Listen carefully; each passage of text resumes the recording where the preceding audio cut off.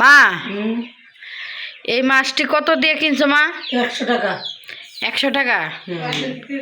ও এই চান্দা মাছটি কি করবা মা? আর চিংড়ি মাছটি কি করবা? চান্দা মাছটি কইছিলাম কি চান্দা মাছটি বাইজা একটু পেঁয়াজ দিয়ে একটু হালকা ভুনা করমু।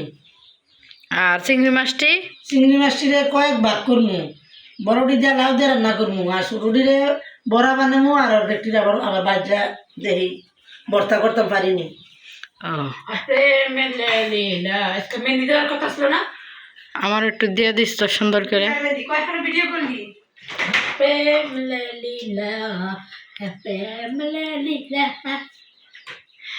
আজকে স্কুলে যাস না কি লিগে? বন্ধ বন্ধ রে বেটা, বন্ধ। আজকে কিসের বন্ধ? সারা নির্বাচনের দিতে গেছে।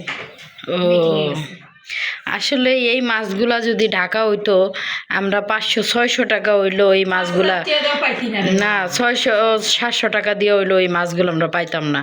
কারণ আমি তো সাজিদের বাবার সাথে বাজারে যাই মাঝে মধ্যে, আমি দাম দর করি বাজারে গেলে 600-700 টাকা দিয়ে ওই চিংড়ি মাছগুলো কিনতে পারতাম না। আর বাড়িতে মাছগুলো আসায় দেখেন টাটকা টাটকা, এইখান থেকে দেখা যায় কিনা আমি জানি না, তবে টাটকা টাটকা চিংড়ি মাছগুলো মা 100 টাকা দিয়ে কিনলো। আর আমার ছেলে দেখেন কি করতেছে এখানে। আর এগুলো লাউ, আর তো লাউ শাক নাই, না লাউ শাক নাই। এগুলা দিয়ে অর্ধেক দিয়ে ভর্তা বানাইবা, অর্ধেক দিয়ে ভুনা করবা, আর এগুলা ভাইজা বিরান করে দিবা, আমাদের দেশে বলে বিরান।